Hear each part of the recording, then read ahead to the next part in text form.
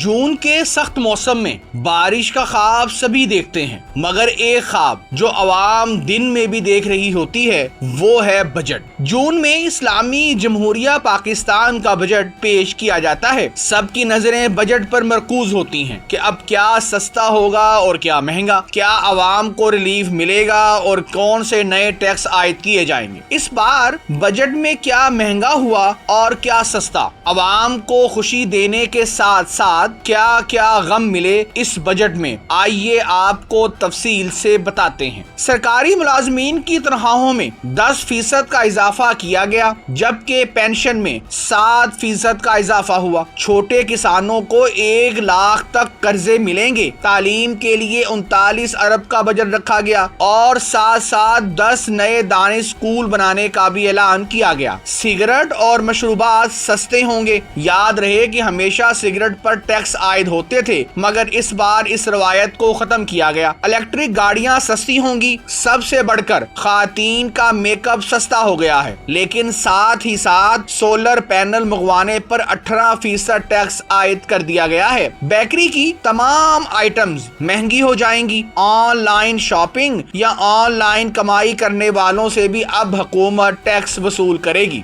مزید یہ کہ 850 سی سی گاڑیوں پر 18% ٹیکس عائد کیا گیا ہے، جس سے سوزوکی کی قیمت میں 1,50,000 تک کا اضافہ متوقع ہے۔ حکومت نے عوام سے وعدہ کیا ہے کہ بجلی آنے والے دنوں میں مزید سستی ہوگی۔ اس کے لیے باقاعدہ اعلان جلد کیا جائے گا۔ یاد رہے کہ شہباز شریف نے مئی کے مہینے میں 7 روپے بجلی سستی کرنے کا اعلان کیا تھا۔ حکومت نے گھروں کے تعمیرات کے لیے بھی ٹیکس میں کمی کر دی ہے۔ خیال رہے کہ وفاقی حکومت نے 175 کھرب سے زائد یعنی 17,573 ارب کا بجٹ قومی اسمبلی میں پیش کیا۔ وفاقی وزیر محمد اورنگزیب کا کہنا ہے کہ یہ اتحادی حکومت کا دوسرا عوام دوست بجٹ ہے، جس میں عوام کو زیادہ سے زیادہ ریلیف دیا گیا ہے۔ اس میں پینشن حضرات کے لیے ایک سب سے بری خبر ہے کہ شوہر یا بیوی کے انتقال کے بعد فیملی کو صرف 10 سال تک پینشن مل سکے گی۔ یہ اب تک کی سب سے نامناسب اور بری خبر ہے۔ جن بیوہ کی پینشن ہی صرف 20 یا 30 ہزار روپے ہے، وہ 10 سال کے بعد کیسے گزارا کرے گی؟ اگر بیوہ کمانے کے بھی قابل نہیں رہی تو وہ اپنا آپ کیسے گزارے گی؟ اس کے علاوہ 2 پینشن اب سے نہیں ملیں گی۔